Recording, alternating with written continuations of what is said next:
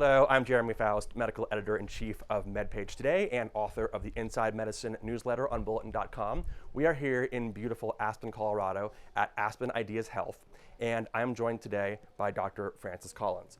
Dr. Collins was the leader, he ran the NIH, the National Institutes of Health, under 3 presidents. Before that, he was the chief architect or conductor of the Human Genome Project. And now he currently serves as a scientific advisor to President Biden. So happy to have you with us, Dr. Collins. Glad to be here in this beautiful space. So tell me about what's a day in the life of a scientific advisor to the President of the United States. What do you do? What do you do? There is no day that's like any other, that's for sure.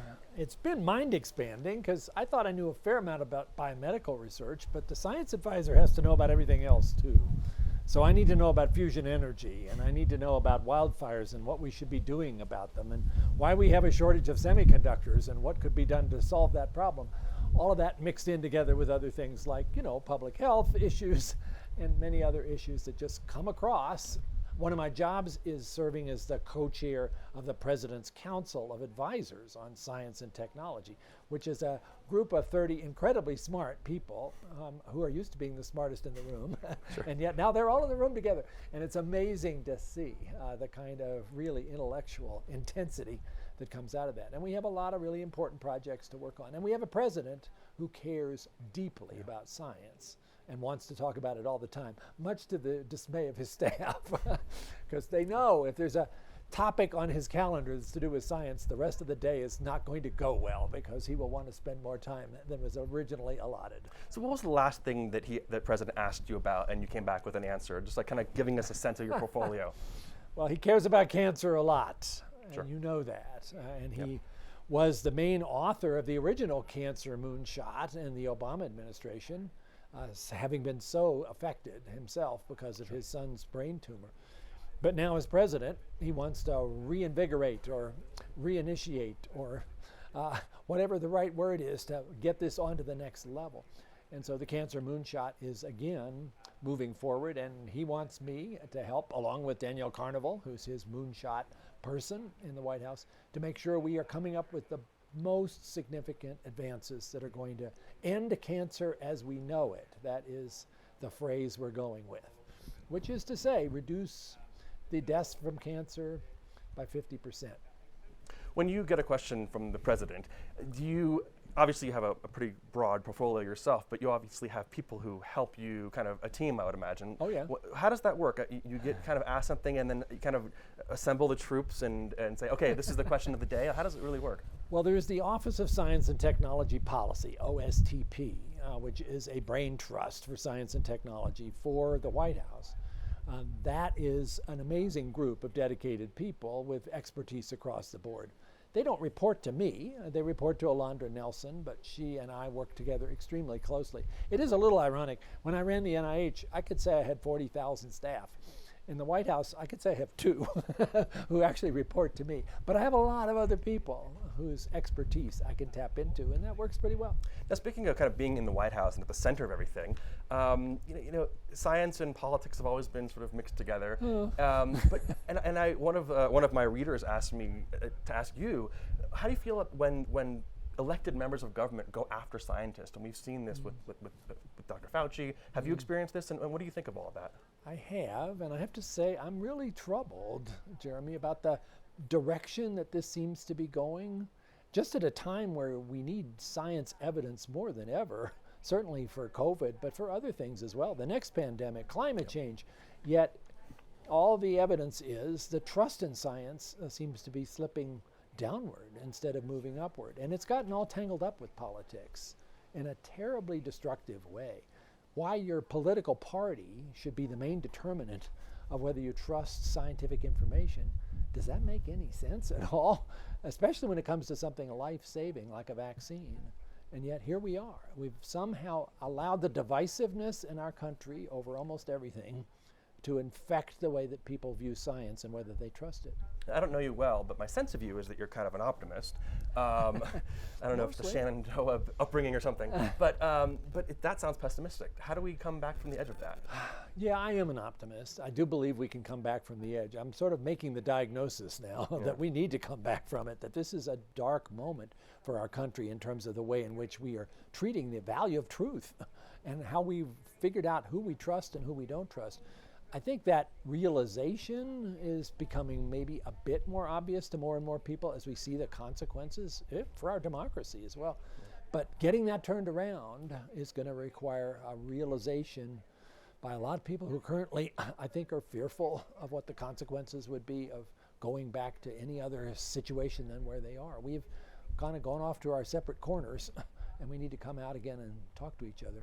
I'm working with a group called Braver Angels that aims to try to address this by bringing people of very different perspectives, some of them pretty militant about it, and actually encouraging a conversation. And also encouraging people to say what might be wrong about as well as what you're sure you're right about. And I need to do that too. We all do. We know scientists, doctors, sometimes we come across as a little bit elitist, a little bit too sure of ourselves, a little bit unwilling to admit that we've made mistakes. And you know, we make them. No, I mean, look, I think you and I have been on different sides of issues during this pandemic, and I don't sense any problem there. And I literally know that I'm here because Lena Wen likes the way we disagree. And so, Lena said, oh, they should get Jeremy to come talk to me, and we'll do a thing. So, I think there's hope, but I agree that it's a dark moment, and I think it takes thick skin to do what you do. You would not be a happy person if you took every negative comment as something that's going to ruin your day, because there's too many of them. Yeah, let's talk about your time at the NIH. Again, you served under 3 administrations, long tenure, 40,000 employees, very high profile job. A lot happened during that time. Oh, yeah. What's the one thing, the best thing that you can think of that happened while you were leading the NIH? It's hard to pick a thing. One of the things I got to do, though, as NIH director, is to survey the entire landscape of medical research and look for opportunities that were ripe. They were ready for a big push that would require bringing people together who maybe hadn't planned to be part of a team, but they could get that vision and get excited about it. No, we did that for the Genome Project back in the 1990s. Why not for other things? As NIH director, the Brain Initiative fit right into that. We're now 7 years into an amazing project teaching us about what's going on between our ears. The All of Us project, precision medicine, precision health, to really drill down into how we're all different and one size fits all is not the best answer to medicine. That came together. And other things like cancer moonshot. I'm pretty excited about where we are with cancer immunotherapy because of the big push that's possible to do there. And right at the moment, seeing the benefits of gene therapy, the advent of gene editing, bringing those things together to cure diseases like sickle cell. Wow, that's hard not to look at and feel really good about. Do you think that the funding, I guess, infrastructure or architecture is set up to reward incremental change, and that people who try something big and fail don't get to come back for more? And is that a problem that you sensed when you were there? It's a bit of a problem. We've been trying our best to fight against that. And it's interesting because the scientific community agrees that that could be a problem, but when they sit on study sections and do reviews, sometimes they end up being very conservative about taking risks on things that might fail. I think we should do even more of that. We've developed a number of programs in the course of the last 10 years that have encouraged high risk but high reward research to come forward and not get dinged if it didn't have any preliminary data, things like the Pioneer Awards. And now with ARPHAH, which we should talk about because it has that very explicit goal of identifying things that are going to be high risk, and we expect probably half of them to fail, and that's not a bad thing. That says you really took the risk. That's emerging right now. We hope to have a new director, an inaugural director, announced in the fairly near future, and away we go with this whole new view. Yeah, so tell us about ARPHAH. This is the Advanced Research Project Agency for Health, which is now, if I'm correct, it's housed at the NIH. And actually, one question is that the right place for it? And how are they going to find a leader for that? So in terms of the right place, I think it needed infrastructure to get started. You can't have an organization of this sort without, IT support and contracting agents.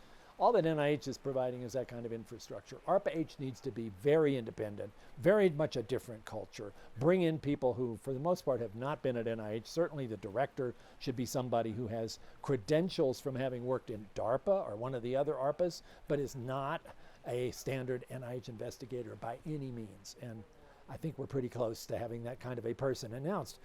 And then that director will hire program managers also, most of them with DARPA experience, to bring that whole attitude where, okay, let's find something that seems almost impossible and let's figure out how to do it by bringing together partners. Some of them will be businesses that would never write a grant to NIH, but if they got engaged in a project like this with sufficient funds, they'd say, sure, we'll play. And then the program managers really become managers. And this is more like a venture capital kind of initiative approach, but it's very much the model that DARPA has been utilizing for decades and which has turned out pretty well, except DARPA had one customer, the Department of Defense. ARPHAH has all of us as customers trying to develop these translational breakthroughs that we all want to see happen. I think it's a huge project and it's an important project, and I love that failure is built into it. Oh yeah. Because look, knowing your work, you've had a lot of successes, but we skip past the parts where it's hard. And I think that the model that builds in failure and that builds in aggressive ideas that have dead ends, I think that's how we find things. And of course, things that are developed in one area are not always, they don't always have the applicability as we thought. No one really thought that GPS would come out or the internet would come from where it came from. But we have these great things. And I think it's investing in the sort of multiverse that is the ingenuity that we have. Well said. And it certainly also reminds us that if we try to be too targeted in our research, okay, we're going to put all of the money on Alzheimer's disease, we might miss the big breakthrough which came from completely somewhere else that needs to be supported too. That's the argument for basic science, of course. And NIH is still the largest supporter of basic science, and well, they should continue to be.